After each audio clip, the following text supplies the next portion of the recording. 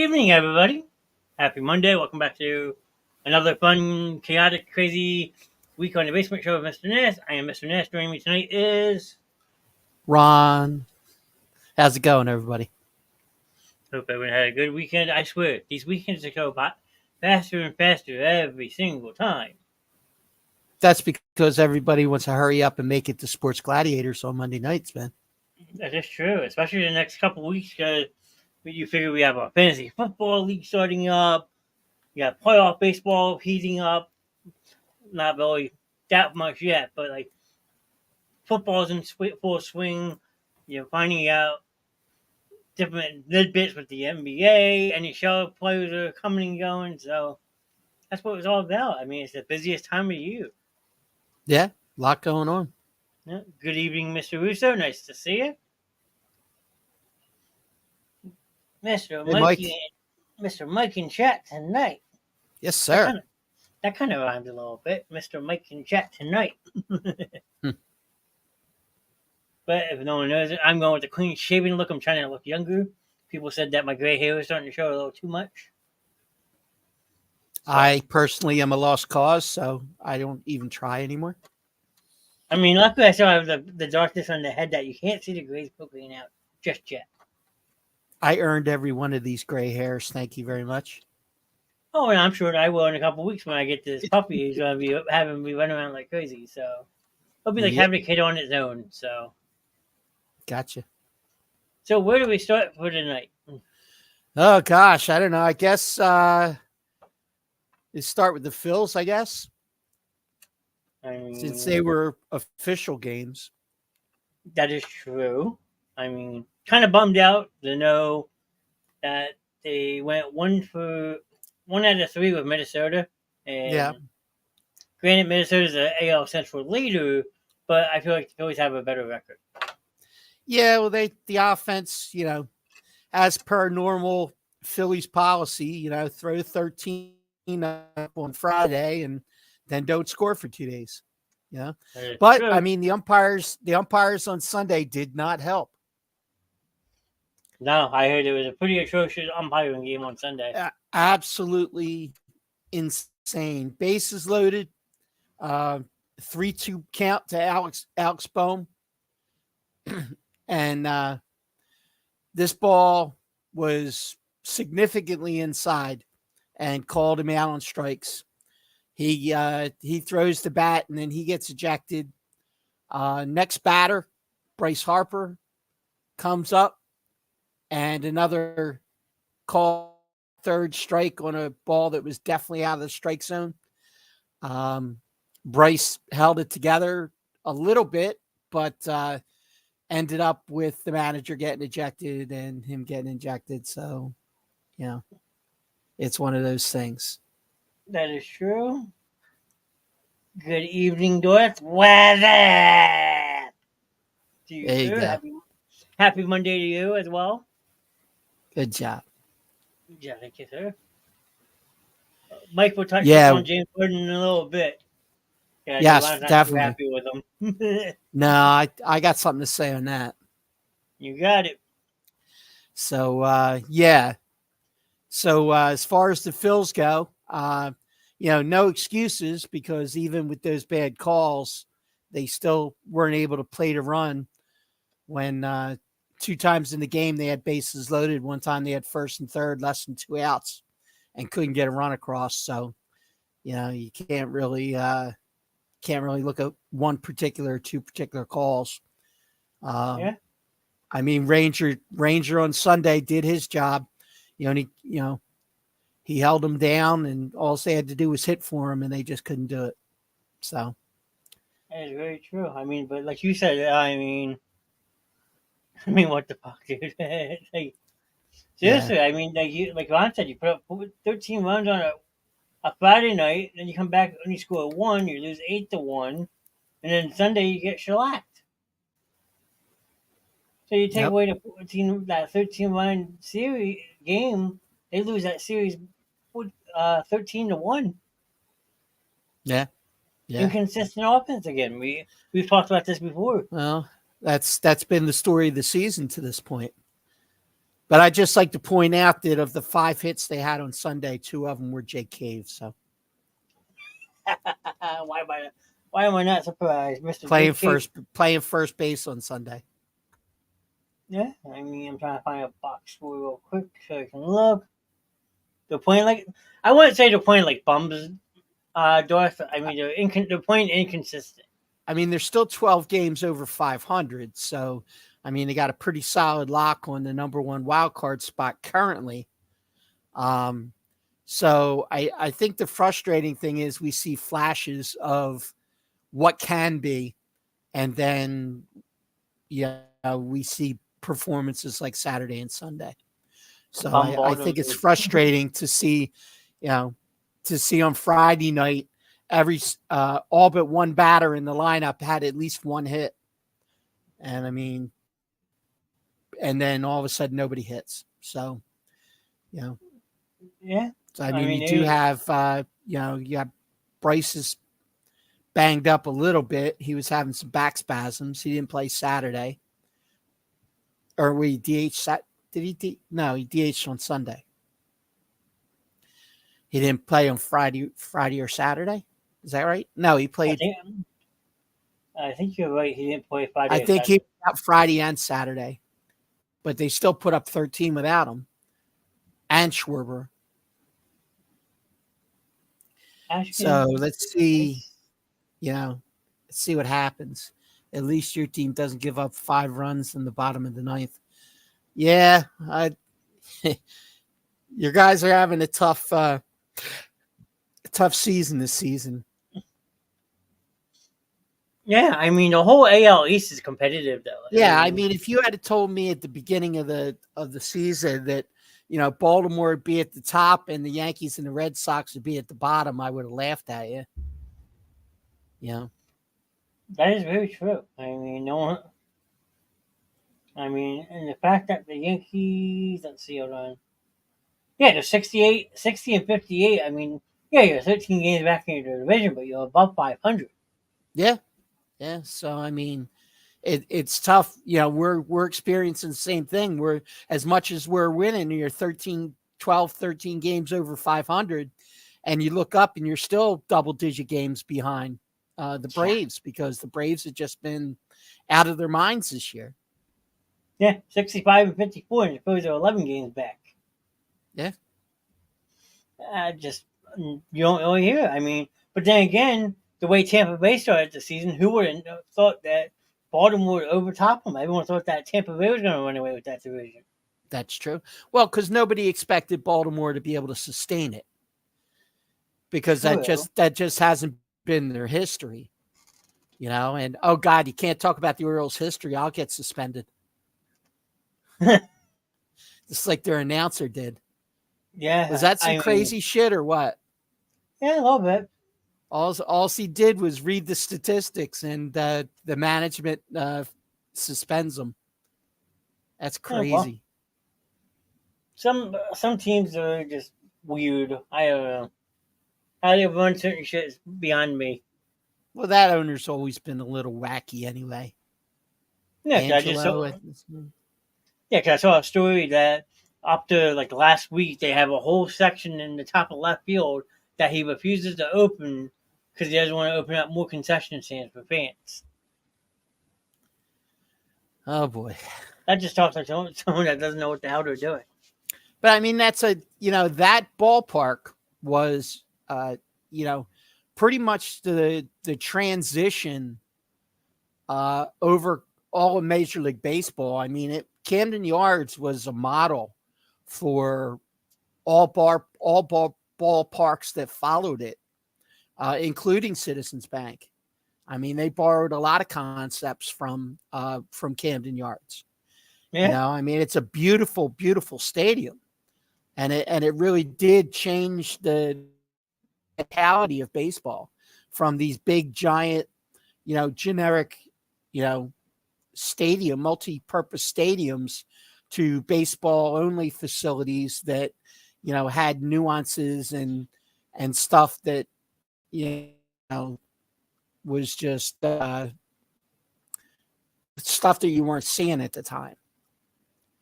What's That's my true. favorite ballpark? Oh boy. Okay. Does it have to be one I've been to? Because I still have a couple on my bucket list, but um, as far as I, one that I've been to, believe it or not, I mean CBP is great. I mean that would probably be CBP would probably be my top. Um, but I will say a close second was probably between Camden Yards and PNC Park in Pittsburgh. I saw a game there, and that was a great stadium. I mean, uh, just the fact that you walk across a footbridge to get to the stadium. I mean, it's the coolest thing. Um, yeah, but there's no tailgating in the parking lot, nothing like that. All the parking is like garage parking and stuff. But um, I mean, I've never Wrigley. Before I die, I would have liked to have been on a rooftop at Wrigley at one of those privately owned rooftop places. I think that would be so cool. yeah, never say never though. Yeah, I mean it's still possible. I mean the uh, the one in San Francisco also would be one that Um, I would like to see. The one with when they hit a home run and they're on the kayaks and they're like McCovey paddling Cove. to get the home run ball, and I thought that's kind of cool too. I mean, just look at Pittsburgh Stadium though. Like, look at the view you get. Oh yeah, I mean it's beautiful. It really is. Russo, I it's mean, time for big changes at the end of the year. A lot of money comes off the books.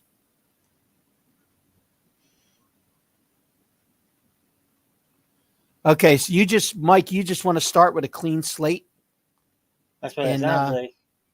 you want to just wipe it all out and start from scratch. What Billy is your Bean's still available. yeah, right? John, what stadium is one you really want to go visit most? I'd probably say the same thing: Fenway Park or Wrigley. I mean, they're definitely top of the list of Yeah, historical stadiums in the major leagues. And one, two, I would die to see. I mean, like Ron says, sit on a rooftop in Chicago, watch a Cubs game, or even if it's just a Cubs, it would be amazing. yeah, yeah. And he That says, would that would be a bucket list thing for sure. I want to go to Mile High Stadium, Colorado. Coors Field, believe it or not, is actually a very nice stadium. I was lucky Yeah, enough to go back in 2012, the first time I was ever out in Colorado, and see two games. We sat one game in left field, and then the other one we were like 30 rows from home plate looking out, and all you see behind the stadium is nothing but mountains. It was absolutely yeah. I priceless. I visited Denver once, and it was I was there on business, but so I really didn't get to do a lot. But I mean, the views were just amazing. Actually, if I look, I might be able to pull Absolutely. up one of my photos. Hold on. Albums. Might have a picture of Colorado in my saved photos for my vacation. Hold on. So here's the one. This is the first game we did. We were sitting in left field, so we were a little bit farther out, but like you can still see like a good majority of the infield. So Yeah, those aren't bad seats at all. I I I think would I I paid. would love to watch a game from that vantage point. I think I paid 25 for those on StubHub, Oh God, that's nothing. You and can't then get into a ballpark for $25. like here's a little bit like this is the top of the section from where we were sitting at, but like good Yeah, view. You yeah. can't complain about that. Probably not a bad seat in the house, really. Now and then later that week, these are the seats we had home behind home plate, Ooh, those are nice. and I only Those paid were like not 35 for $25. those. Believe it or not, they were only 35 though on StubHub. Really? Yep. What did you buy them day of? The night before, yes. Night before? Okay.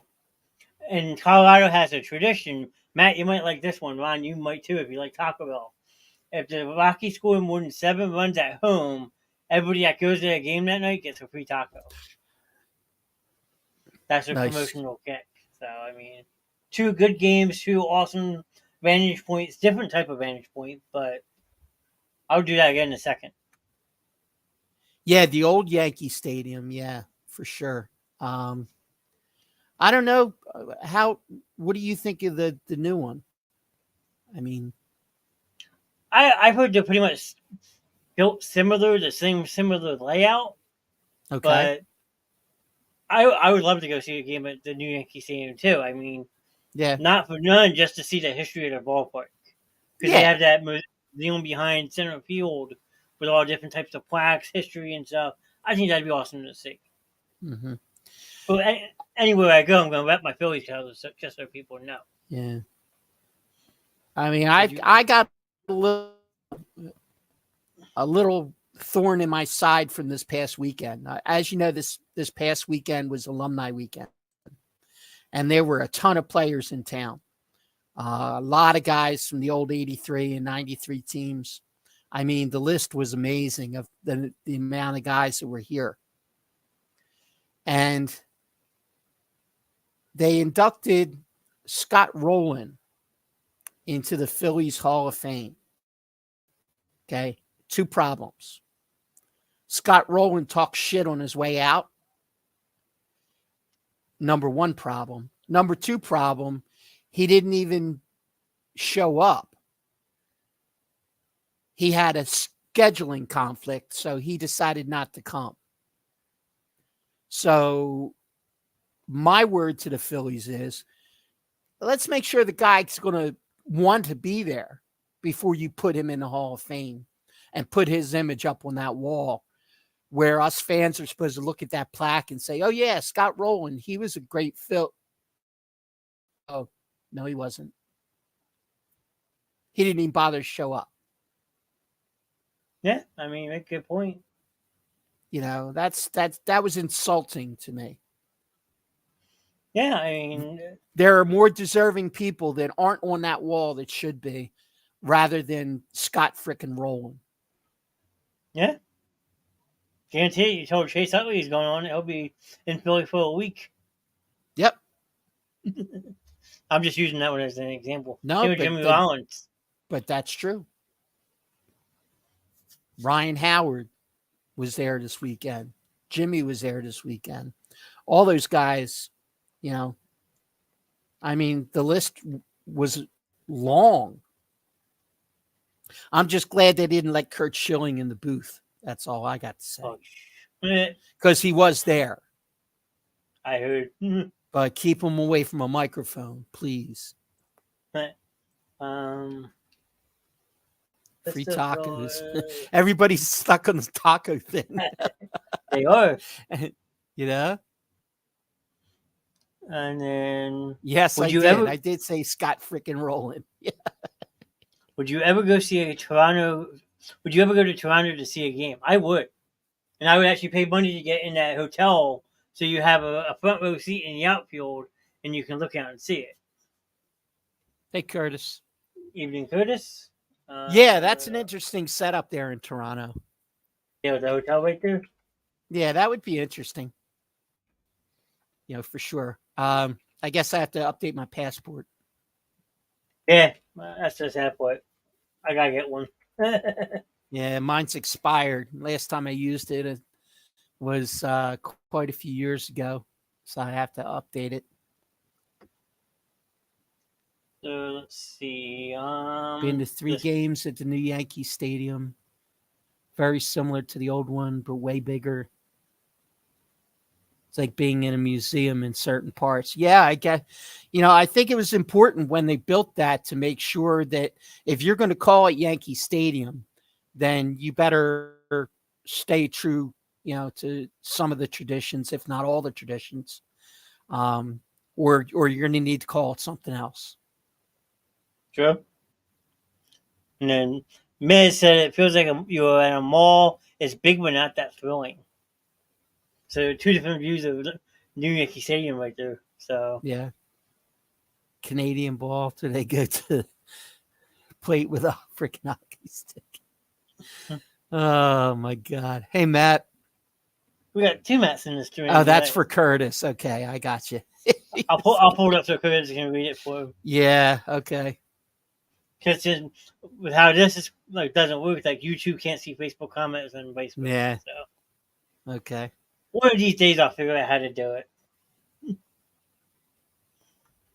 But yeah, I don't know. Baseball, I get the feeling baseball doesn't really hit the same in Canada as it does here. Just no offense to Canada, but I think that there's only two sports seasons that matter in Canada, and that's hockey season and when does the next hockey season start? Yeah, pretty much. So this is the best show on Philly. Yeah. There we go. Blame Canada. Blame Canada again, but gonna break into that song. Oh my God. From South Park. If you've never heard it, check it out. Well, what I was gonna say is if we look at it, when it comes to baseball, Canada only has the Toronto Blue Jays. So I'm sorry, I just had to get this before I forgot. The year that the South Park movie came out, Blame Canada was nominated for an Academy Award for Best Original Song, and it was performed at the Oscars by Robin Williams. Nice. So I just had to throw that out before I forgot. I'm sorry to interrupt you, John. It's all right. Matt says just wanted to come in and say hi. It's my birthday today. Matt, happy birthday. Hope you enjoyed your day, sir. I know somebody else who was born today. My Uncle Ted would have been 79 today. Happy birthday, Matt. You guys will be really surprised how big baseball is in Canada. Really? Okay.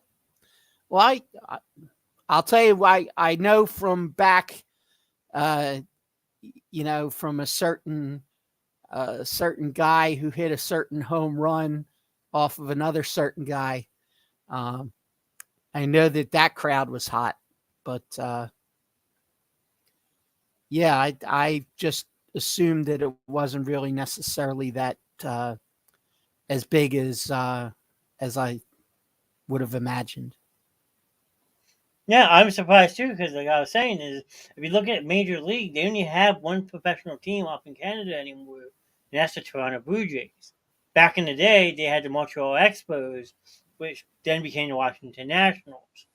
Right. So to read that they're really big into baseball is kind of surprising, considering they only have one professional baseball team up there. Where when it comes to hockey, they got 5. True. So that's just mind blowing. That's all I wanted to say about that. So I mean, a mall, mall, Mike, because somebody said it was like a mall. Okay. And Mike said it's really not like that. And I'll defer to you because you've been there 5 times or 3 times, whatever it was. Us Canadians either cheer for Toronto or one of the other major league teams. That's fair. Yeah. I mean, something close to the border, kind of like football's kind of the same way too.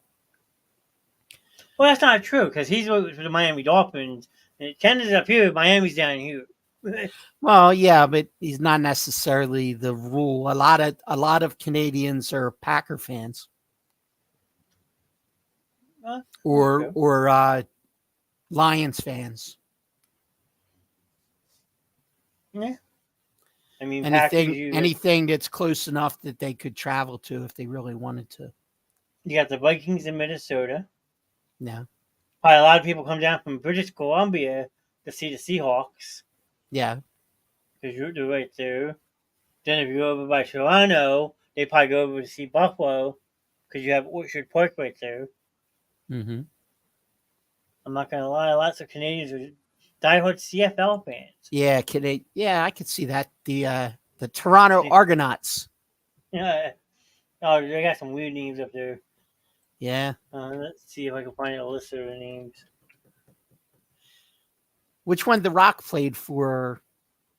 Calgary, or did he play for Toronto? I think it was Calgary. The Stampeders. I think it is. Mrs. Bush Stadium was one of the top stadiums when it opened. Would like to go there. That would be a cool one to see. The Bush Stadium in St. Louis for sure. Well, because everybody said that they're supposedly the best fans in baseball. They've made that claim more than once. Fair enough. So, saying that he was with the Calgary Stampeders. Gotcha. So is Doug Flutie, apparently. Nah. He was on the practice squad and got cut 2 months into the 95 season.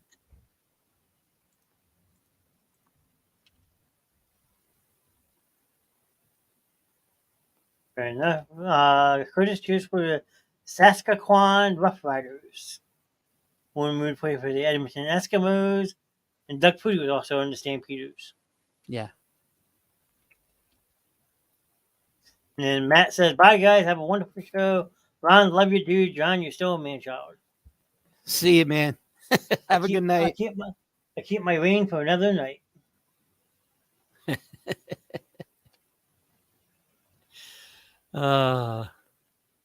Yeah, flute. Well, we don't say the F word around here. Flutie. Doug played for the Calgary Stampeders. Yeah, Doug did. Yes, don't say the F word.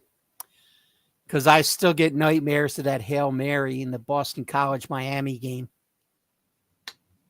And then every time he was announcing, no matter what game he was announcing, I had to watch the same freaking pass for how many years? For as long as Flutie was broadcasting, and I had to see. And he drops back, and he throws a... Doug Flutie, here you go. That's for you. And Jeff Garcia played for the Stampeders, too. That's pretty awesome. Okay. That's okay. Sorry, no more F words. Yeah, just call them Frosted Flakes. Yeah. Frosted Flakes works. That's not the F word. There you go. Garcia. I didn't know Garcia played in the CFL. I didn't remember that. Let's see if I can find when he did. Let's see. Let's see. He played with the Calgary Stampeders from 1994 to 1998. Wow. I did not know that. So he actually played up there before he signed with San Francisco. Wow. Okay. Interesting. That is interesting, actually. He played for another. See, you guys teach me stuff all the time. I appreciate your knowledge here, guys. Hey, I had looked that one up myself. I mean, I was blown away by it. Fudge. That works. There you go. Waffle. Oh! Hey, now. Hey. Sorry. Keep your falafel off my waffle. So he did play for two CFL teams. One was a UFL team, and it was the Omaha Nighthawks. In 2010, so interesting. You learn something new every day. Yes, absolutely. And Jeff Garcia was just a winner. I mean, I liked the way he played the game. Oh, I did too. I was always a fan. He was like Mr. Everyday Guy, but when he put the pads on, he was all business. That is very, very true. Yep. I will agree with you on that one, too. And he saved our bacon more than once with the Eagles when he was playing for us. Yeah, it's the first time and the second time, honestly. Stepped in for injury and did a fine job. Yeah, I would agree with that. Yeah, Curtis. He only lasted about 2 weeks into the season. He was on the practice squad, and then he got cut, 2 weeks into the season because they added somebody else to the roster. So they ended up cutting him because his knee was still not 100%. Which was the whole reason that he ended up missing out on having a pro career because he got hurt. blew the knee out.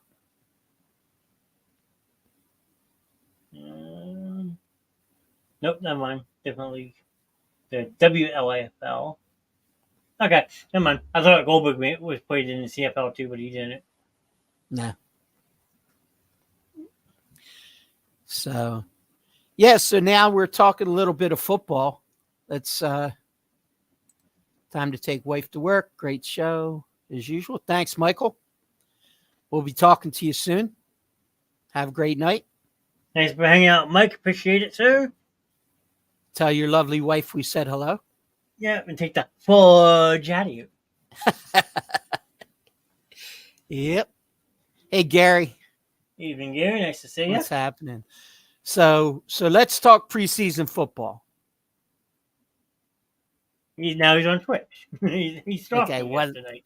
Okay, so I guess he has to have another what's up because he's. I guess. Okay. What's up? All right, you get one for each format there, buddy. I'm not telling that because now he's going to hop on Facebook. All right, preseason. The winningest team in preseason history,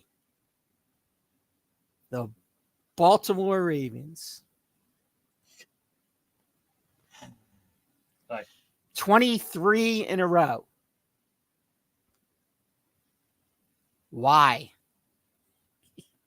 Why? Because no one plays in the preseason and no one watches preseason football. Yeah, and I mean, not too many starters were playing, but there were some things to be gleaned from what we saw. Yes, I would completely agree with that.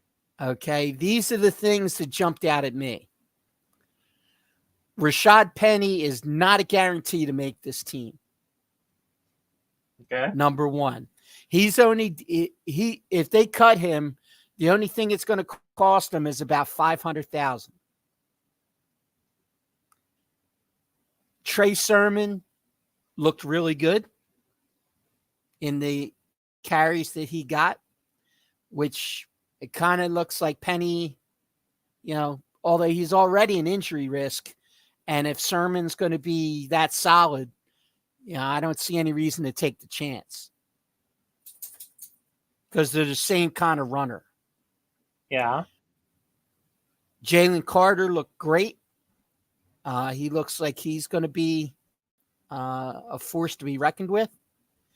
If I'm Reed Blankenship, I am extremely, extremely worried about Mr. Sidney Brown, who led the team in tackles and just looked like a ball hawk.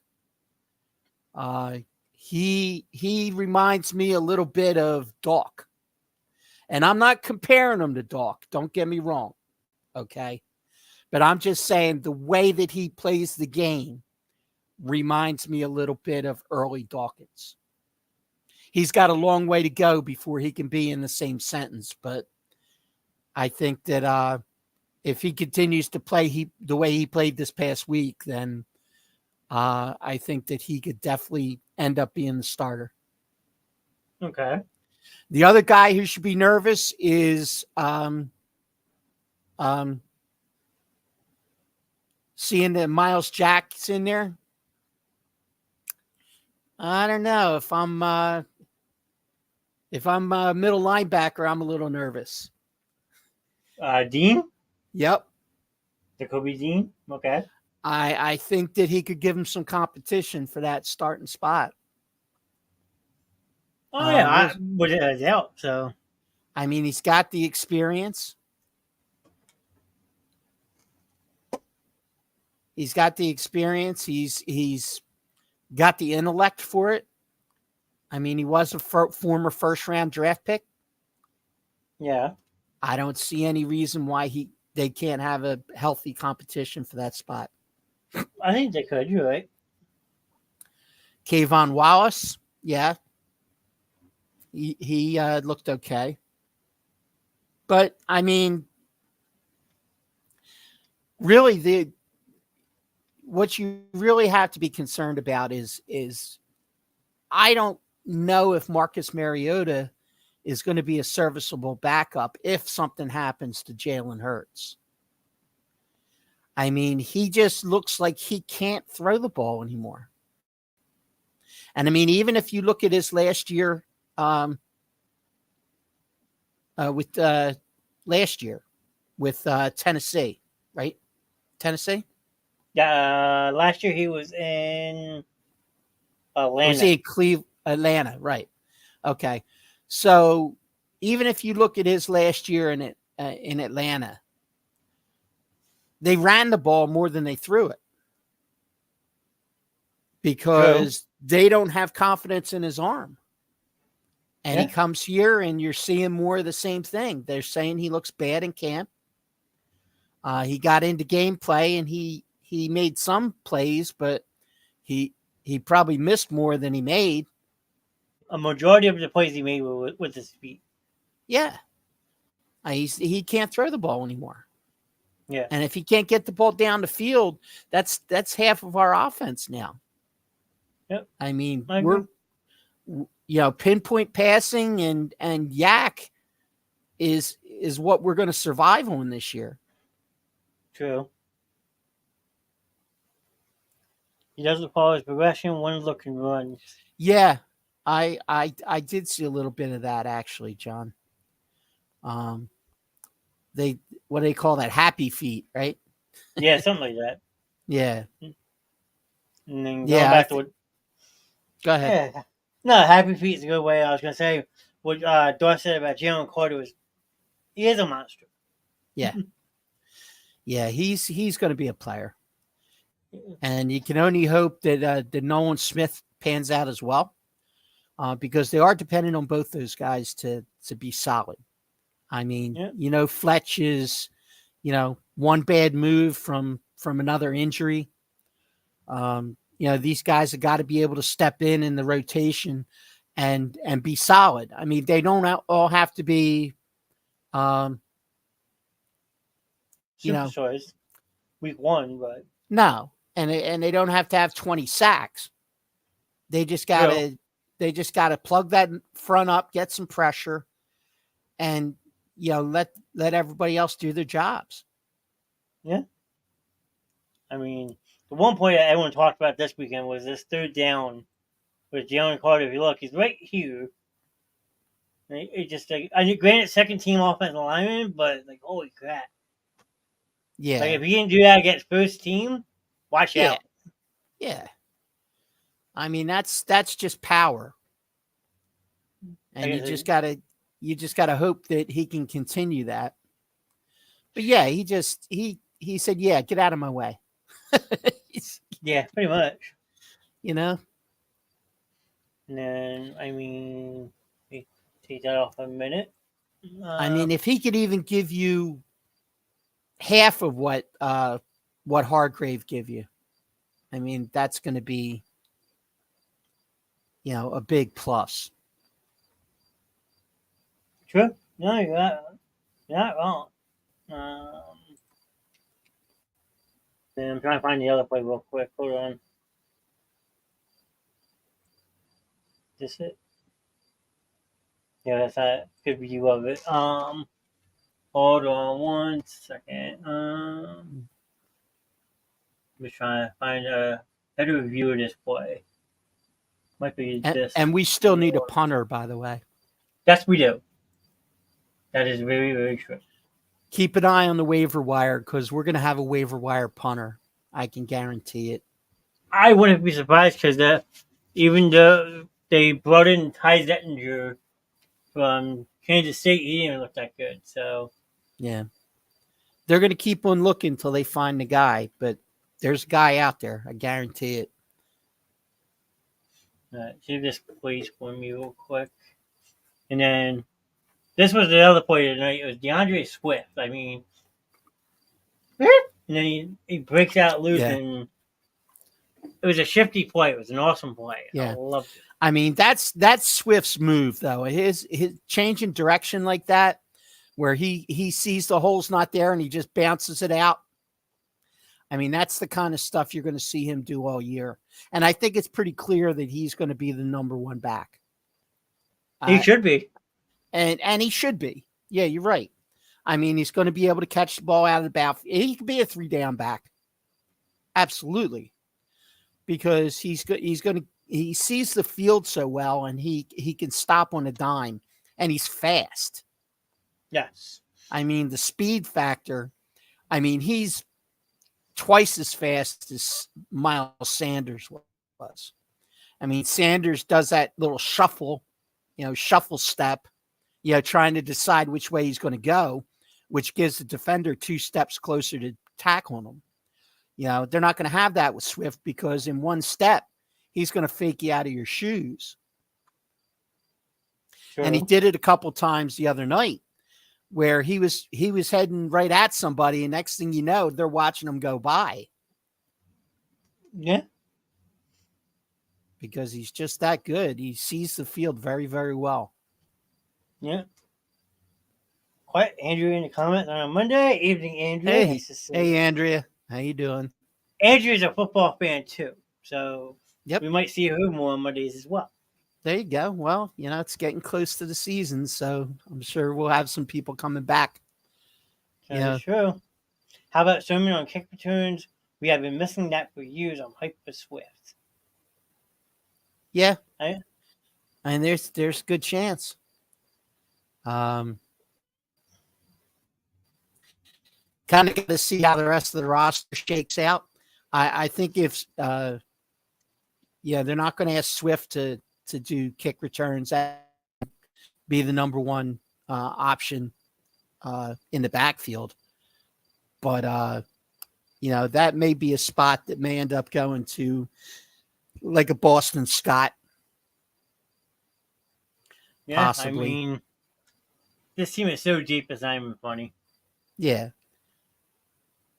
Because my biggest thing is, like, with going over to the wide receiver position, everyone was talking about this Joseph Nagata. He had 1 catch on Saturday night, sure, but Mr. Greg Wood showed up. He had 5 catches on 5 targets. I mean, yeah, he's the guy that never disappears. I think they're just featuring him to kind of give him an opportunity to latch on with somebody else.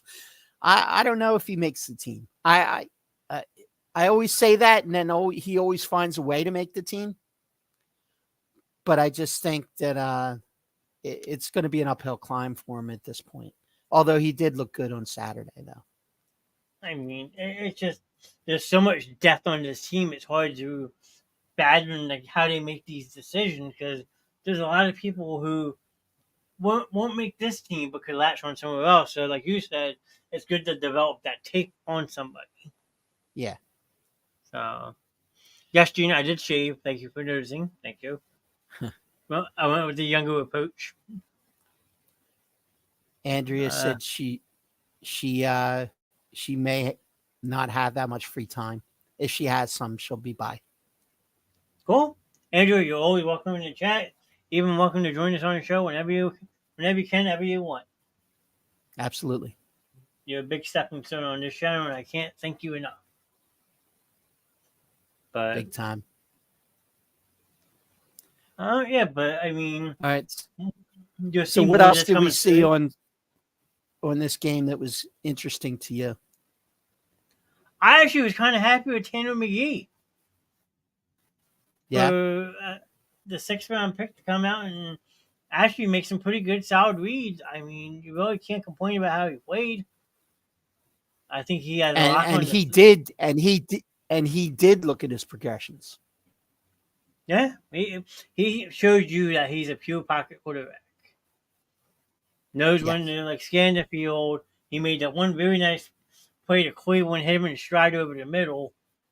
I mean, Tyreek Cleveland was another one that had a decent game, but with the depth at wide receivers as deep as it is, he might have solidified a spot as a practice squad player for us that might get caught up later in the season, but he won't make the 53-man roster. No. Yeah, I mean, they've got a lot of receivers in camp, so I think if it comes down to a close call, I mean, they're probably going to go with the known commodity and probably stick with Greg Ward as that 5th receiver. Yeah. I mean, unless they use a fifth receiver as a returner. Well, in that, if you're saying that, then that boosts Greg Wood as well because he's been kick punt returner before. Yep. He's getting a little older now, but I mean, he still obviously can move. Yeah. I mean, and you gotta So give the man credit. Came into the league as a quarterback, undrafted quarterback yeah, from Houston, and made the switch yes, to he wide did. receiver and done a pretty good job. Yes, he has. Absolutely true. So I mean, defensively, I mean, you got Jalen Carter shot out pretty good. I was really impressed with Sidney Brown. I mean, the Eli Riggs had the pick six. Yeah, I mean, but cornerback is so deep too. Again, it's hard to see him making a 53-man roster when you got some people like Slay, Bradbury, Maddox. They really like Josh Joby this year. yeah, You also just drafted Ringo. I mean, you're loaded every yeah. which way you look at the team.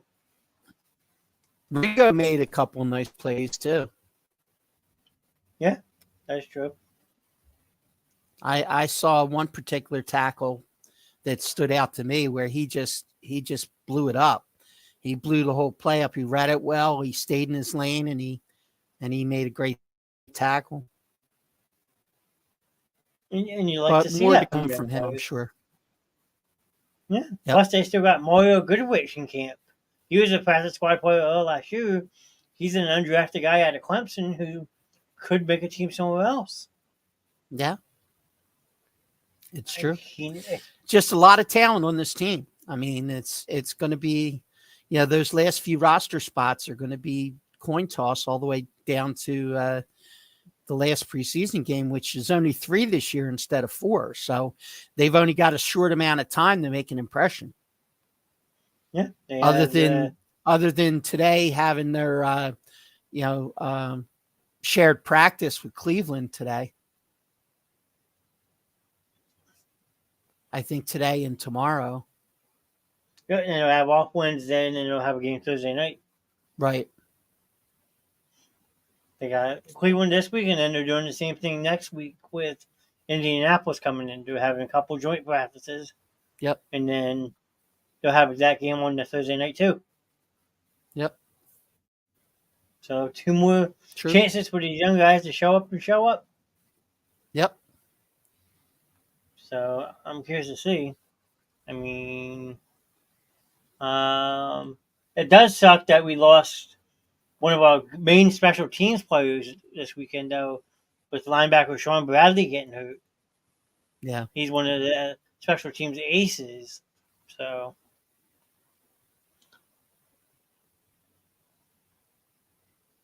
I wanted to see Blankenship play. They might think he has the job already.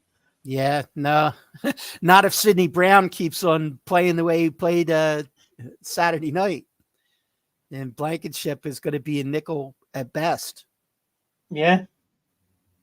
I think that starting job's in big time jeopardy, John. Sidney Brown had 8 tackles, I think? Not 9. 9? Yeah. So, yeah. When you got a headhunter out there making 9 tackles, you got to be looking over your shoulder. Yeah, that is true.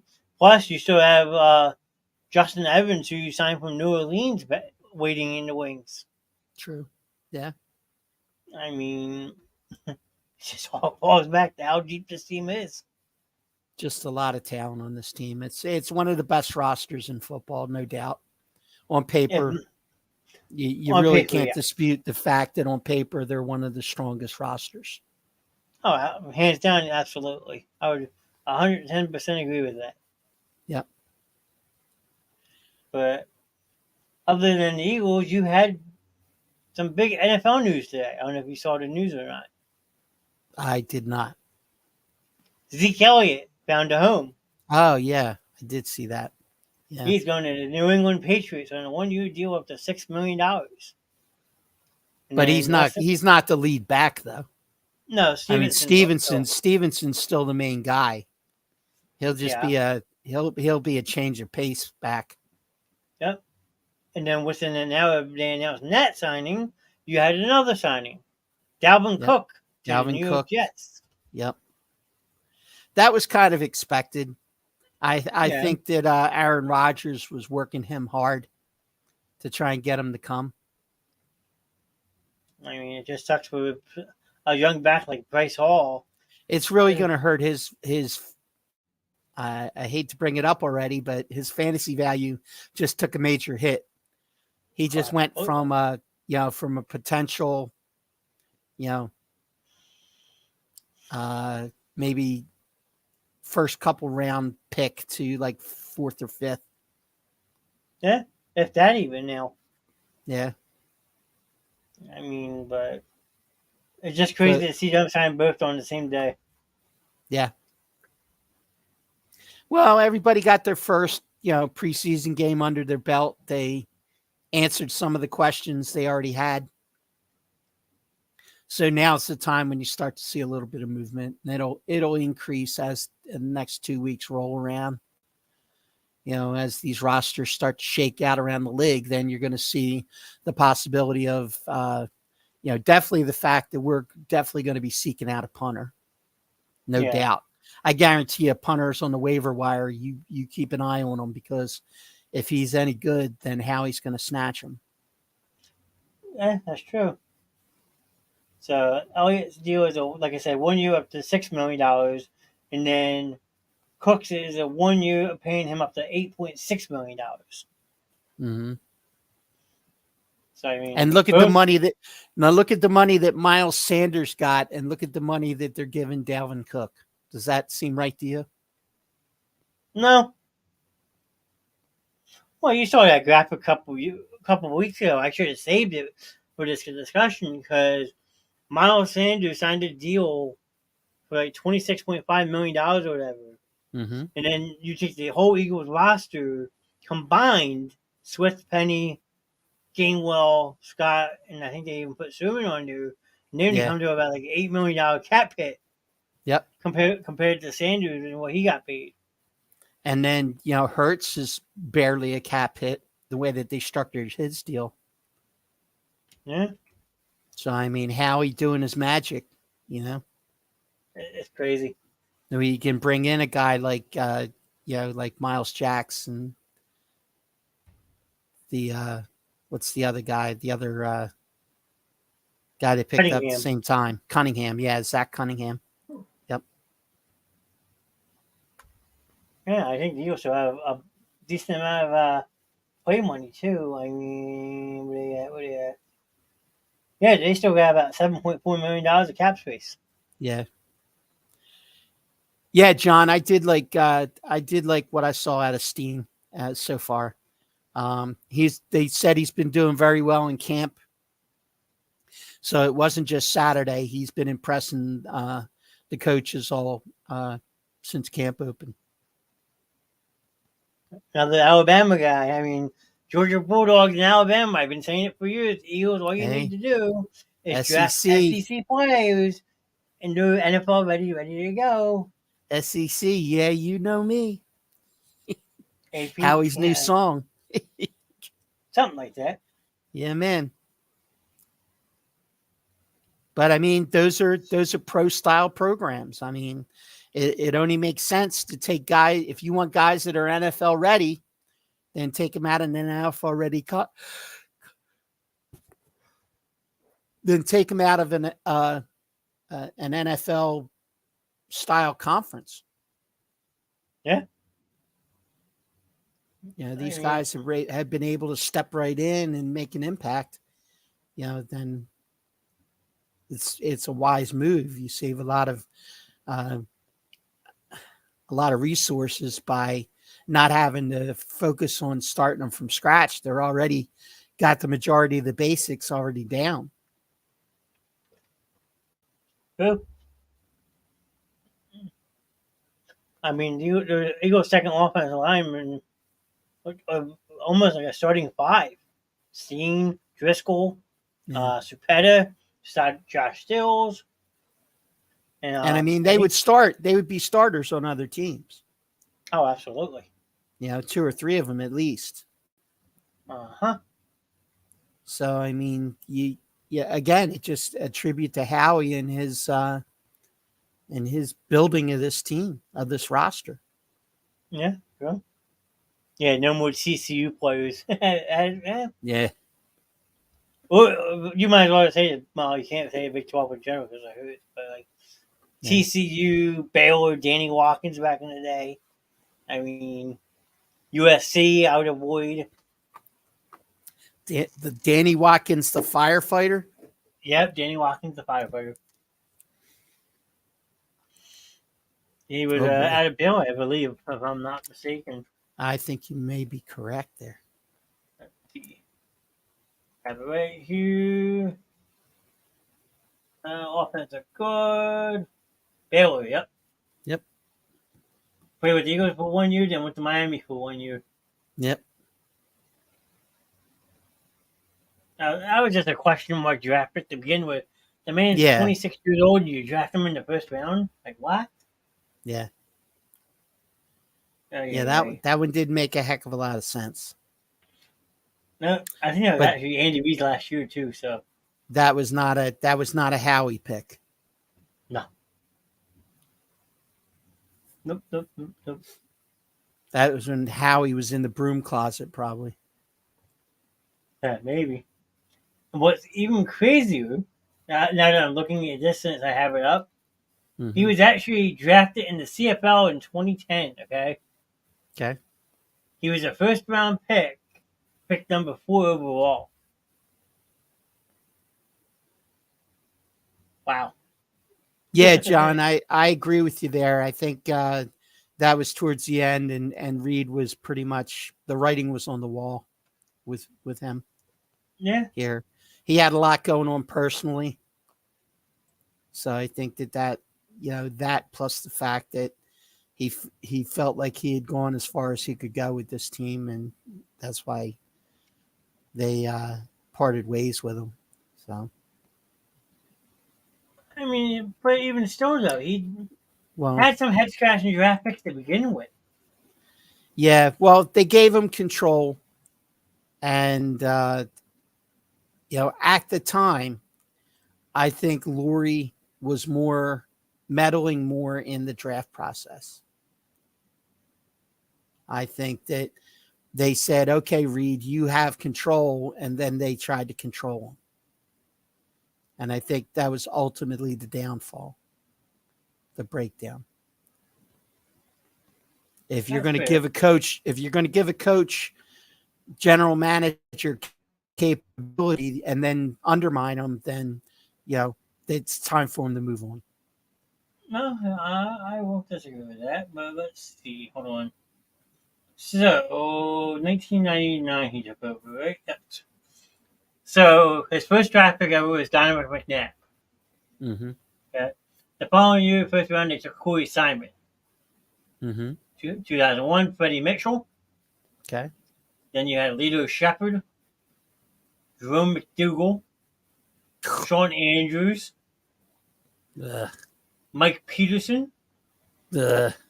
Broderick Bunkley. Who? Broderick Bunkley. He was a defensive tackle from Florida State. Okay. What position was he drafted? I mean, what number? Number 14 overall. Ugh. And I don't think he ever made an impact. Nope, not really. 8.5 sacks in his career. Yeah. Then the following year, 2007, they made a draft day trade with the Dallas Cowboys to move back, and then took Kevin Cobb. Okay. Trevor Lawrence, 2008, a defensive tackle out of Notre Dame. Again, nothing. 2009, Well, no wonder it's Notre Dame. Then the following year, Jeremy Maclin, who had a decent career. 2010, I see you. Brandon Graham, you can argue that was a good pick. Yeah. And then 2011, Danny Watkins. Yeah. They're pretty. I mean, sure. Later in the draft, you might find a hidden gem that he took. Like LaShawn McCoy was a second round pick, Yeah. Deshaun Jackson. But like Reed really wasn't that well known for drafting that good in Philly. Sure, once they left Philly, they were great. Jason But Kelsey. Kelsey wasn't till He was a third rounder? Jason Kelsey was a sixth rounder in Sixth 2011. round. Yeah. Okay. He was drafted the same year Danny Watkins was. Yep. And he's going to be a Hall of Famer. True. But like look at that draft as a holdup. Danny Watkins, Jaquan Jarrett, a safety out of Temple, Curtis March, Casey Matthews, Alex Henry in the fourth round, Deion Lewis, Justin Vanderdale, Jason Kelsey, Brian Roll. I mean, half of these guys don't have any career stats. No. That's true. No, Hey, Sam. great. Here we go. Now the Dallas Cowboys fan wants to show up. Don't even get me started on the Cowboys, please. Good evening, sir. Well, the Cowboys got, they've got some issues that they're working through. I mean, they got a lot of talent. I mean, they got, their receiving core is legit. They just got to make sure that their quarterback's thrown to the right color jersey, and they'll be fine. That is true. I mean, no offense, but like I said, he led the league in interceptions, and he missed 4 games. True. I don't know any Cowboys fan that doesn't say that, Sam. Just honestly. It's our year. Seriously. It's our year. This is our year. We got this is our year. And then then Tony Romo fumbles a snap on an extra point. Zeke Elliott does some bizarre centering to himself thing. I don't know what the hell that was. I mean, I will give them credit. They did give in finally, which in my mind was a smart move to do. Okay. They finally agreed to redo Zach Martin's contract. Yeah. Exactly true, Sam. Oh, what? I know. Bylaws. It's a rule. We have to say it. Yep. Well, the law of averages says in one of these years it's going to be true. Well, I don't know what the media format will be in that time. Maybe it'll be telepathy. We won't have DVDs anymore or anything like or streaming. We'll just have mental telepathy. Oh boy. Getting rid of Zeke was one step of solving some of our problems. Yeah, but also getting Zach Martin's contract fixed was another big problem. Yeah. Oh, they got that ironed out, huh? Yep, they gave him a $5 million bonus, so now he's up to $17 million this year. Okay. Well, if that's all it took to get him in the fold, then that's a good move on their part. Oh, yeah, absolutely. And getting rid of Zeke was the smartest thing they could have done because, Pollard is obviously the better back at this point. And Zeke's got some miles on him. We'll see how he does in his new destination. But be able to have any view what you want. Want a wide receiver view, you got it. Want a quarterback point of view, you got it. See you, John. Have a good night, man. Good night, man. Appreciate you, man. I mean, he had some great comments too.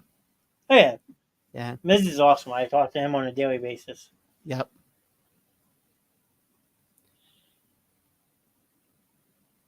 Yeah. I got you, Sam.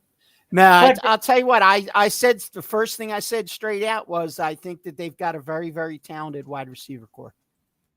You do. I think it was a mistake to let Schultz go. But, it's a dollars and cents move, I guess. Because I think that he's going to have a good year. Yeah. He is with Houston now, right? Yep. Oh, yeah. He's going to have a great year with a young rookie quarterback. Tight end's your best friend. Yep. But Dallas will see Zeke Elliott back in Dallas on October 1st. Oh boy, there you go. So I'm kind of curious to see what kind of reaction Zeke gets. I don't know. I don't think the fans really have a problem with Zeke. I mean, it isn't like Zeke was talking a lot of shit when he left. I mean, I think that he'll probably get a good reception. You would hope so. I mean, they got actually a pretty tough schedule. I'm looking at it right here. Like, this isn't easy. Yeah. Dallas has to get off to a hot start. They open up against the Giants. The home openers versus the Jets. Then they go to Arizona. Then they come home for the Patriots. But then they go to San Francisco and the Chargers back to back before the bye week. Yeah. They don't have that stretch like we have, though, man. That stretch is brutal. It's true. San Francisco, Buffalo, Kansas City, Dallas, Kansas City, all back to back to back to back. Yeah, at Kansas City, home versus Buffalo, San Fran, and then at Dallas, and then Seattle. Yeah, that's a tough 5 games. Just a smidge. Yeah.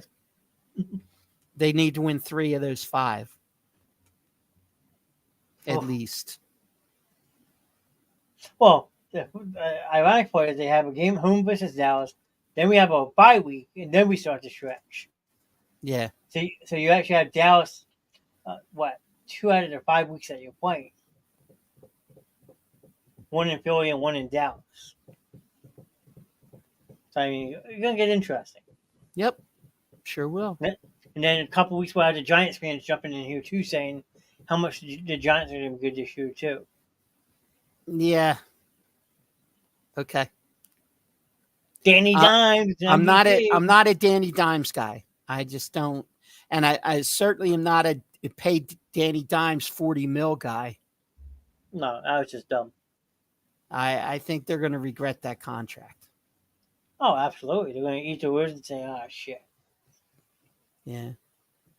And it was mainly because they had no plan B. Huh, I mean, honestly, they hadn't developed anybody. They hadn't drafted anybody. So, they had very, very limited options. I mean, and especially after Rodgers went to the Jets, just from a competitive, share the same stadium kind of mentality, they couldn't be without a quarterback. True. So they had to stick with the guy they got. Yeah, I mean, his cap hit this year is $21.75 million. Yeah. And then you think about it, they also had to give in to Saquon Barkley, so his cap hit is $10.1 million. New York better get their shit together. If not, they're going to have some major cap issues in the next couple of years. Yep, they will. But that's when the GM and gets canned. Yeah. Get who the GM is, I won't lie to you. But, I mean, you're paying a kicker $5.5 million? Yeah. That's just insane. I mean, I'm looking at this on, I use spottrack.com, so it breaks down the graphics with cap hits and stuff. I mean, okay. It's mind-blowing. Leonard Williams, $32.2 million cap hit this year. Insane. Oh, State Farm is with Washington. Jake Fromm is with Washington. Yes, he's. But he's third string because they got Jacoby Brissett and they got Sam Howell. Yes. Who actually didn't look that bad, and Jacoby Brissett played pretty good too. Yeah. I mean. Yeah, I mean, they got a pretty solid defense. I mean, I just don't think that the offense has ever come together, really. No. I mean, but they've had a lot of inconsistency at quarterback, and I mean that's been the main issue. They just got to settle on one guy and just stick with him. That is And true. maybe Sam Howell's the guy. I don't know. You would hope so. They got their own controversy going on right now. Oh yeah, Joey Scalio, Michael Badgley, okay. two well-known kickers. Yeah. But I actually, if they can figure out the quarterback position, Washington could have a very scary offense. Yeah, I agree. Like I said, I'm a huge fan of Dotson. I love Samuel. McLaren can go off at any time. Yeah, and usually against the Eagles. Yeah, and then running back wise, you have Brian Robinson coming back, first full year since he's had that unfortunate shooting incident. They still have Antonio Gibson who can catch the ball out of the backfield. You still got Logan Thompson at your tight end position. I mean, you figure out your quarterback position. Like I said, that's a scary offense. I think the offensive line needs some work, but Yep. because they gave up on Trent Williams and stuff a couple years back. But I mean, it's gonna be a very interesting season. I mean, obviously the Eagles stay healthy, they went away with the division. They have one big loss, then you can talk about Dallas and New York jumping into the fray. I'll give them that. Yeah, I mean, I think Dallas is probably the second best team in the division for sure. I'll give them that. So, and some people would say that the Giants they have a chance to make the playoffs. I mean, absolutely. I think that you may see them and maybe Seattle kind of duking it out for those wild card spots. Yeah, that's very possible. I mean, granted, they had the easier schedule in the division because they finished last. Yeah. But they still have a tough one, too. I mean... Yeah, they've got a lot of tough games, just like we do. I mean, so... like I said, it honestly, if it all circles back to Prescott. I mean, the receiving core is there. The running back is there. It's just a matter of him, taking care of the ball. And if he takes care of the ball, then, he's working with a new offensive coordinator. Let's see what happens. But, McCarthy's calling the plays. So, if I'm a Dallas fan, that's a concern for me. Yeah, because you see now he was in Green Bay for a while. Yeah. And he just doesn't seem to be that tuned into today's offense. He's kind of stuck in a time warp a little bit. But when you got a back like Tony Pollard, I mean, you can slip into that for short periods of time. But, you've got these horses that you got to let run free in CD Lamb and Gallup and those guys. And, you got to trust them down the field. And then to trust them down the field, you got to have Dak not over and under throwing them and creating a lot of turnovers. Yeah, very true. I mean, I like Michael Gallup. The Dallas get him when they did in the fourth round was a steal. Yeah. I mean, 2 years at Colorado State, he had 127 receptions. Yeah, I mean, he's talented. He really is. Yeah. I mean, they're probably, like I said, I think that they're the second best roster in the division for sure. I mean, I would put AJ and Devontae against Lamb and I just forgot his name that quick. Yeah, Cooks. You got Brandon Cooks in there too. Yeah. Yep. Noah Brown. So yeah, I mean, formidable, definitely. Oh, absolutely. And We'll see how it plays out. I mean, I'm not taking them lightly. That's for sure. yeah, I would never say, anything about guaranteeing wins against, against a team like that because they just got so much talent. true. Dak was a great player at Mississippi State. Sucks that he went to Dallas. Yeah, I mean, I tell people all the time, the year Dak was drafted, the Eagles had Sam Bradford as a starting quarterback going into camp. Yep. I said, okay, we're going to rock with Bradford this year. If you want a good day 2, day 3 quarterback who you can develop into becoming a good starting quarterback, look at Mississippi State's Dak Prescott. Yeah. I mean, he's going to be a solid day 2 or 3 pick. He has the fundamentals to be a quarterback in this league, and Eagles are known to take developmental quarterbacks. So I actually had Dak very high on my list that year for drafting. Just like I also said that the Eagles need maybe a running back in the earlier round because we had let DeMarco Murray go. And we still had Ryan Matthews, who was injury prone. Mm-hmm.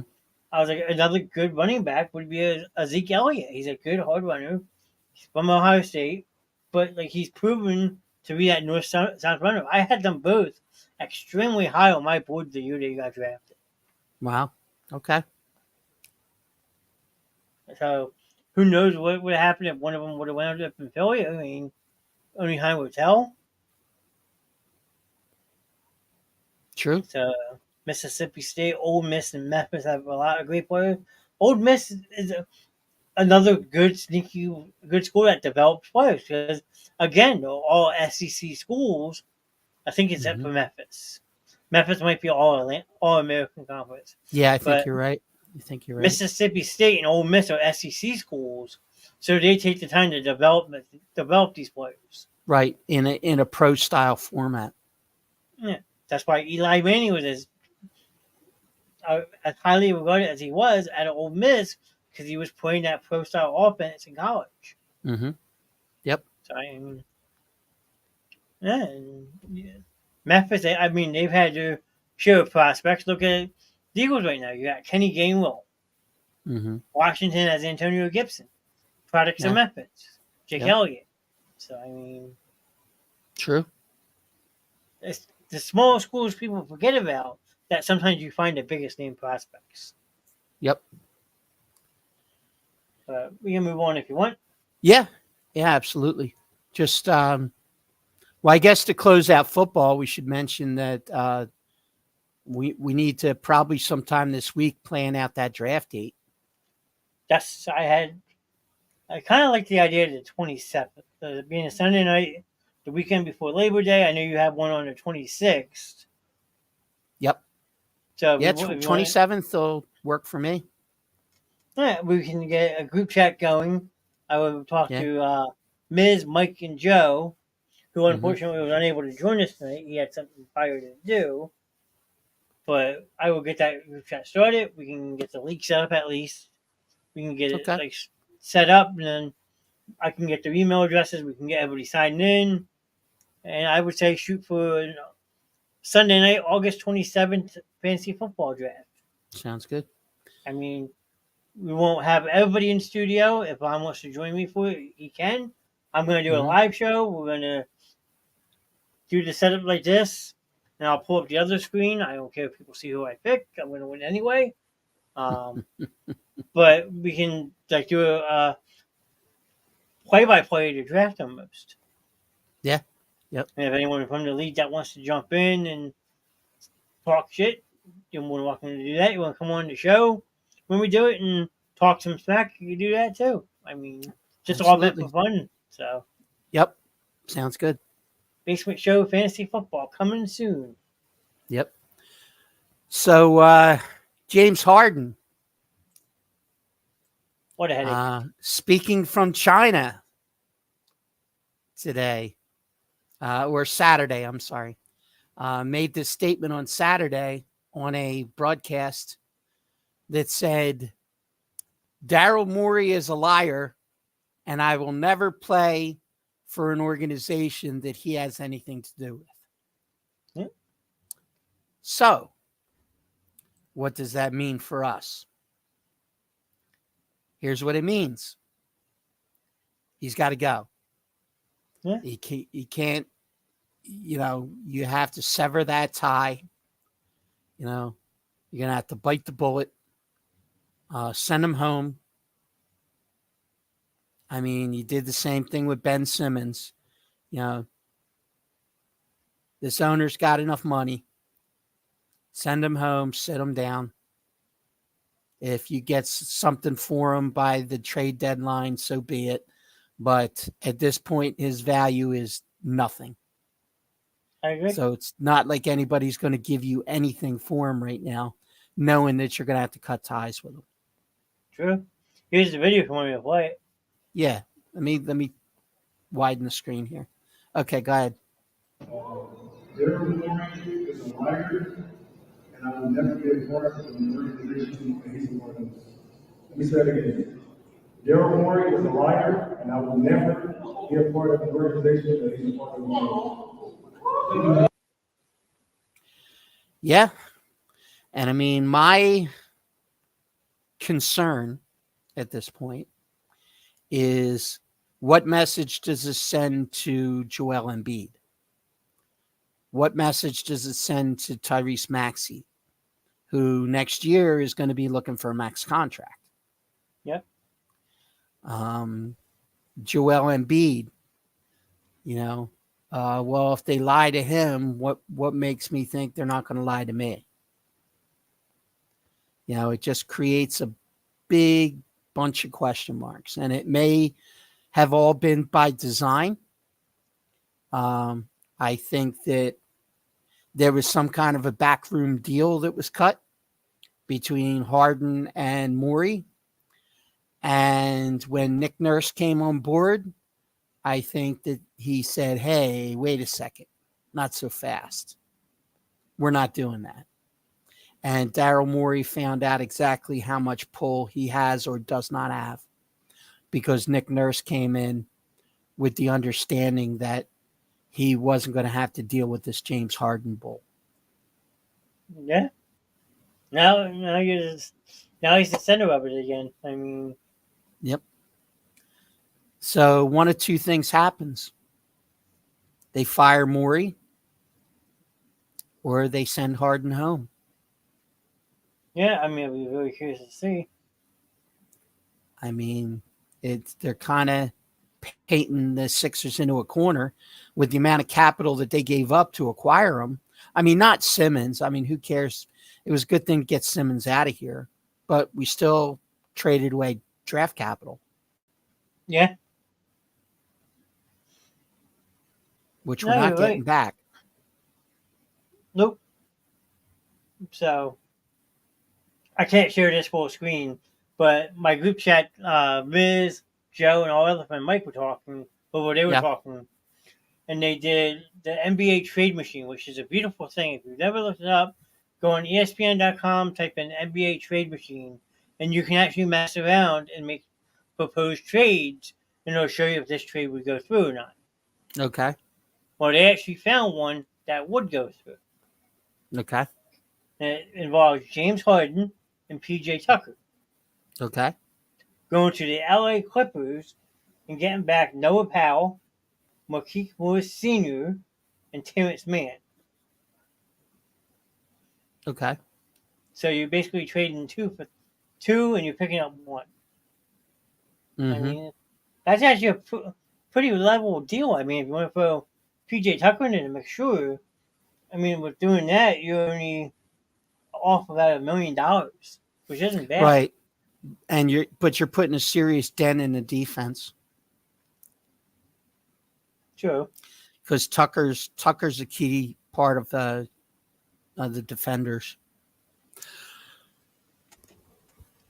But yeah, actually, so like at that point, are you willing to like you said, dismantle the depth you have to make something like that work, or do you just bite the bullet and, like you said, send them home and hold on to them until you can find something for him, or his contract expires at the end of the year? True. Well, here's the thing. This year's going to suck anyway. Plain and simple.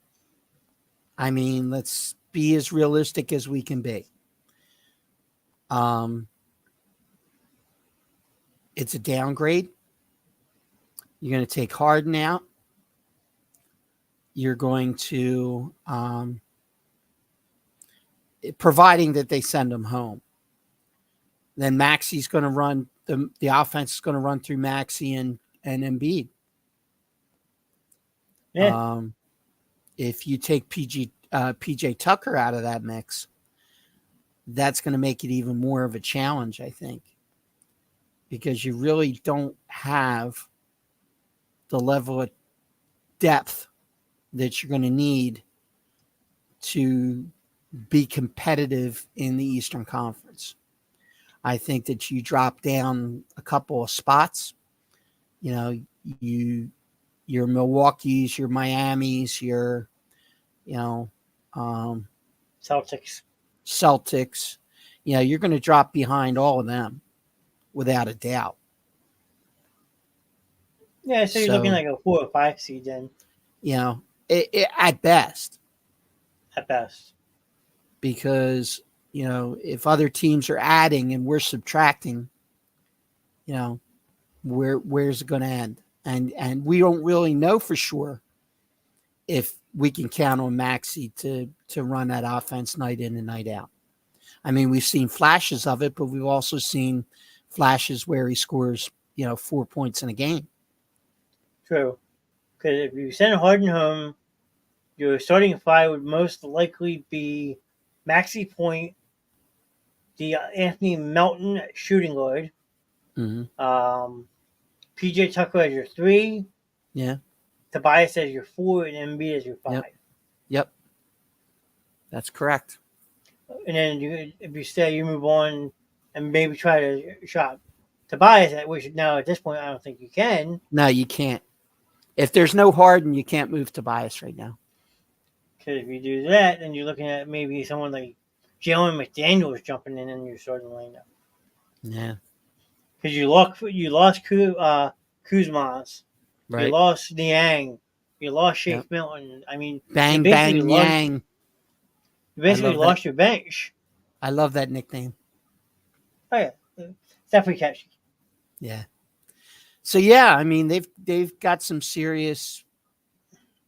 That after this weekend, they've got even more serious problems. So, the problem is next year, if they have a horrific season and say that, for example, they don't make the playoffs, or they make a 7 seed, or a 6 seed. What's to stop Embiid from saying, okay, that's enough, I'm done? That is very true. And if he bugs out, then you're really starting at the bottom. But you've got a lot of cap space. Yeah. So, I mean, but then, do you have to ditch Morey and bring in a GM that's going to be able to rebuild the team without rebuilding it with old Houston Rockets?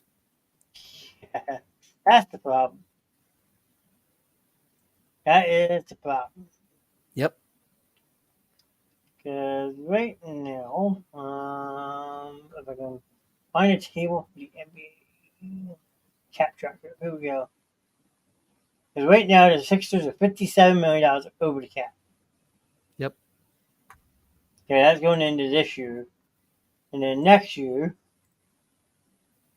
they jump up to, hold on, I lost them. Well, that's not right, because now this is saying negative $112 million. That's not. Mm-hmm. Well, Harden will be off the books. Simmons is off the books. Yeah, because you're still paying for all of them, right? Yeah. I mean, at least we're not as bad as Golden State. They're $85 million over the cap. Yeah.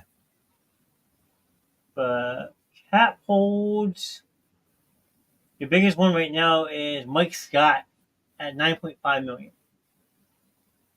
Okay. Ben Simmons even on the cap. Okay. But like you have Embiid at 47.6, Tobias at 39.2, James Harden's locked in at 35.6, PJ Tucker is 11, D'Anthony Melton is at 8, Paul Reed now is at 7.7 since you match that Utah offer. Right. Kuzma is back actually, I'm sorry, but he wants out. He's slated to make 5.3 this year. Mm-hmm. Maxi's at 4.3. Darnell House is 4.3. I mean, you gave Patrick Beverly $2 million to come in. Mm-hmm. So, I mean, you got some work to do. Yeah, for sure. I mean, yeah, you have to bring back someone like Paul Reed, who is a high energy guy. I will give him that. But he's not much Mm-hmm. of a scorer. He's more of your crash the board rebounder, which I'm fine with. Right. But Being as how Embiid really doesn't want anything to do with anything in the paint. Yeah. But now that you have Montrezl Harrell, who tore his ACL and meniscus during a workout, Paul Reed's going to be relied on more. Yeah. But then you also have Mo Bamba that you just brought in from the Lakers as well. Right. But you can't have 5 centers out there. No. You can't. You really can't. I mean, they're not really known for their perimeter shot. We certainly don't need Embiid out there launching threes left and right. If you can make him, sure, but when he's just throwing them up, no. Yeah. Well, a lot of times instead of driving the lane, that's what he does. If he's having a game where he feels like he's getting physical inside, that's when he starts launching them. Yeah, that is true. Now, given he'll make his percentage of them, but that's not what you want him to be doing. No, not at all. But then teams like the Celtics, $44 million over, but they just did that big extension with Jaylen Brown. Yeah, Jaylen Brown jumps up to $31.8 million this year. Tatum's 32. Porzingis is 36. I mean, it's just baffling when you look at these numbers that some of these players are making. Yeah. It's just a weird cap, where you can just basically pay. If he's your player, you can pay him whatever you want. And it doesn't all hit the cap. That's true. But then, you saw that deal that Jaylen Brown signed with the Celtics for a 5-year, $316 million. So, his base salary this year, right, is $28.5 million. So his cap hit is $31.8 million. Next year is estimated to jump up to $49.7. Wow. For one player. Yeah. Almost $50 million. They haven't signed Jason Tatum yet. True. Like, how is Boston going to afford this? I have no idea. Because Jason Tatum's a free agent after this year, and this year he's slated to make $37 million. There's no way you can give Brown and Tatum in Boston. You think? Mind blowing. Yeah, it is. Boom. Well, once Harden's gone, we can go get Jimmy Buckets back. That's true. What is he making? Joel likes him. Jimmy Buckets, Miami. So let's throw it into Miami real quick. That would keep Joel here. Huh? If you can pay Jimmy Buckets $45.1 million. Well, if you're paying Harden 36, it's not that much more. Not that much more. But also keep in mind that Jimmy Buckets' cap hit is at 45.1 this year. It goes up to 48.7 in 2024-25.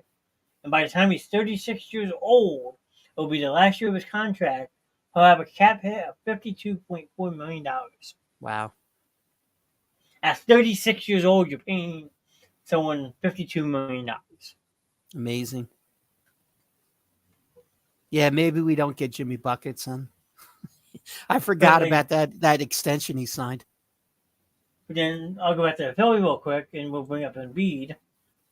So Embiid this year is 47.6. Next year he'll be 30. You're paying him $51.4 million. 31, he goes up to 55.2.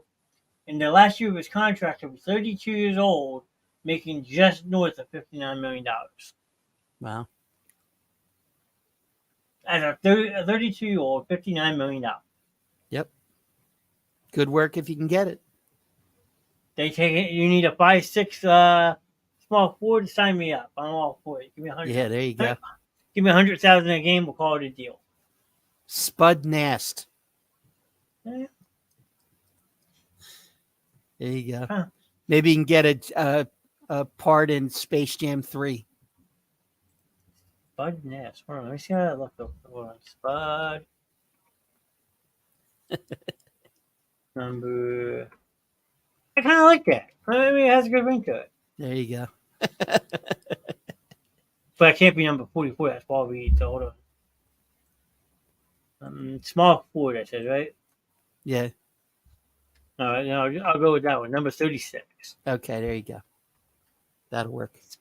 I kind of like that. I might have to take that picture and send it in. Hey, if you need a small forward, look no further than Mr. Spud. There you go. He's not a tater tot. I don't eat tater tot. Thank you very much. You can ask down and Shannon and they're on tomorrow night. Tater tots are not my friend. No. Especially when they're grounded up with taco meat and all that stuff. Well, speaking of tomorrow night. Yeah, speaking of tomorrow night. You want to throw it or you want me to? No, go for it. You know more details than I do. Oh, I know a whole bunch of details about tomorrow night. Yeah. Well, first and foremost, it's my first day back to work tomorrow. I've had a nice 12-day break from vacation, which I'm sure I'll hear about all tomorrow, that how much my job missed me. They always say that every time I come back from vacation, so I'm not expecting anything less. But that's only the daytime. And the fun part about it, too, is I'm working 11:30 to 8, which makes tomorrow night that much more fun. Yeah. So, tomorrow night, starting at 9 o'clock, if you go back and watch this show or see the many posts on Facebook I have posted, the Basement Show turns 1. The big fat 1 years old. It's hard to believe. I'm still at a loss for words that I've made it this far. Tomorrow's going to really sink in that the show has gone live officially 1 year. Kind of why I cleaned my face up. Because if you go back to the original beginning, I had a clean face beard. My hair is the way it looks now. So I figured, why not bring back the 1 year look and go out and stop. So I know tomorrow night we usually have entertainment night with Morgan and Shannon. Tomorrow night it'll be a 1 year birthday bash for the Basement Show. I got a couple people lined up to jump in and have some fun with this for a little bit. A couple names I can tell you off the top of my head. I think Sam Simmons is jumping in for a little bit. Tyler the Breach might jump in for a little bit. We might have a cameo appearance by Mike Russo for a little bit. Alan Shannon will be on. Lon will be here. Morgan's going to try. I know she has a very important meeting tomorrow night, she said. But we hope everyone in the chat who popped in tonight, plus some of the originals, come back and hang out with us. It's just going to be a fun show. We're going to sit back, reminisce on the 1 year, have some laughs. I've been trying to make some clips about it just to embarrass ourselves in a sense. I have one of the debut of Mr. Ron that I had made a reel last week, which was kind of funny, him coming out of the closet. But that, and we also are going to be doing a giveaway. Now, I'll explain to you real quick how I'm going to work that. So, let me share my screen real quick. We have a lovely wheel. Let's close this out real quick. And everyone who has left at least one comment on the show, you still have, say, 10 or 15 minutes tonight if you want to pop in leave a comment. If you haven't left a comment before, you will be entered. So how I'm going to do this, there's 82 names right now on this list. Okay. I figured to make it the most fair for anybody, theoretically throughout the show, I'll give this a spin. So you see how that will work right here. I'll have some type of music going. So what this does is it spins, and then everyone who's done a prize wheel or seen one before in a stream, you will see it land on a name. So the first one that this would be no other than my mother. So for that, she would be put over on this side. Let's close that to the results page. They'll make a whole separate list. So I figure if I spin this wheel 10 times, since there's 82 names on this list, at that point, I'll clear out the whole entire 82 name list and put the 10 people who it landed on at least once. Then you go back over, you spin it again with just those 10 names on it, and the last one to have it land on their name will be our winner. We can discuss what kind of prize you want. I was thinking like an Amazon gift card, a Visa gift card. If you're in the area, I can find out how to get it to you. If I have to mail it to you, I can Venmo you some money. I mean, just to say thank you for all your support for the 1 year of the show. I mean, it's, like I said, mind blown to see that we've gotten this far. And I can't wait to see what we can come up with for year 2 of the show. I mean, there are a couple of things we might change here and there, but I feel like we have a good lineup right now. I don't want to change the shows if I don't have to. But as always, we want you to chat to give us ideas on what you would like us to talk about and so forth. So I'll turn it over to you, Ron, for a little bit, and you can say what you would like to say. Yeah, absolutely. I mean, echoing a lot of what John already said. I mean, it is kind of amazing to see where we've been and where we're at and where we're going to. I personally was not on the first show. I actually came aboard a little bit later, but I'm very grateful for the opportunities that I've gotten to participate with you guys and to be welcomed into this family. And it is a family between all the hosts, Johnny and his creative mind, and all the regulars in the chat, everybody that's participates. We can't do it without you. I mean, this is about you guys. It's only fun for us if we have your support and participation, and you've given us that in bunches thus far. So we're just looking to continue to spread the word and like, follow, and share on all the formats. Continue to help us build and continue to come with the suggestions, because we've utilized more than a few. And we're going to continue to do that because we want to do everything that we can to provide the type of entertainment that you guys want to see on a nightly basis. So that's what it comes down to, bottom line. So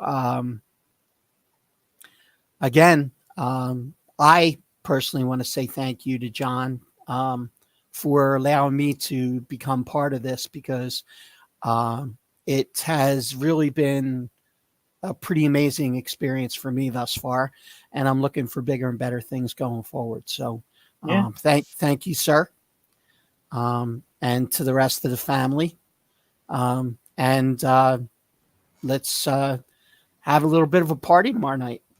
We're looking forward to it. No, absolutely. I mean, we'll start at 9 o'clock like the rest of our normal shows do. I mean, and if you want to pop in the chat and hang out with us a little bit, like I said, we will have different people from the past shows popping in and giving a little bit of a cameo, like what their thoughts are on the show, what they remember the most from helping with the show, because we've had a lot of people help us in this 1 year. I mean, it's just a true testament to everyone who rather has helped on the show or just hanging out and chat and showing support. I mean, that just means a lot to me as well. I mean, I can't thank you guys enough. I mean, I'm excited. I'm excited for you too. I think we're close to hitting a couple big goals. I think we're gonna hit them. We're gonna smash them. I mean, so that's all I can really say is thank you. Yep, for sure. And then Wednesday night this week we'll be back with me and Ron again with trivia night. Our normal Wednesday night show. We have a lot of fun on trivia night. Those who haven't been in there before, we've been using triviaplaza.com. It's a good little interactive tool. There's plenty of trivia left on there that we haven't even touched yet. Thursday night, we have the Rev Grimm show, which you'll get to meet tomorrow night if you haven't met him yet. He's a really down-to-earth type of guy. And then Friday night is our longest running show here. It's Friday night movie night with me and Ron again. And we just like to have fun, hang out, talk about movies and stuff. Yep. So that's pretty much all I have for tonight. I hope everyone enjoyed it. We thank everybody who jumped in chat. Gina, Sam, Miz, Curtis, even though you got blamed for being Canadian, don't listen to Darth. Darth was in the stream. Andrea. Who else? Strolling up this list. Gary popped in for a little bit tonight. I was jealous he was down the shore today. Mike Russo. Said Sam Simmons. Matt, happy birthday to you again, sir. John. Yeah, I call him Miz. Miz. Yeah. Yeah. The other Mike. There were two Mikes.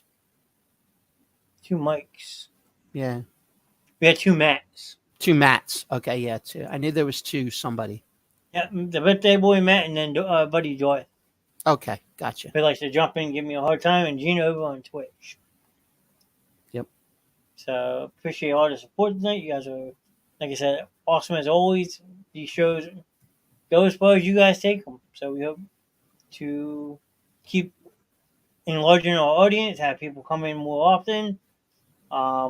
Once the date is finalized, we will let people know so you guys can tune in for a live fantasy football draft. You can interact, stuff like that. I'll make a big deal about that once that gets closer. But other than that, hope everyone has a good night. Thanks again for hanging out with us. And we'll see you tomorrow night for the 1 year celebration of the Basement Show. Have a good night, everybody.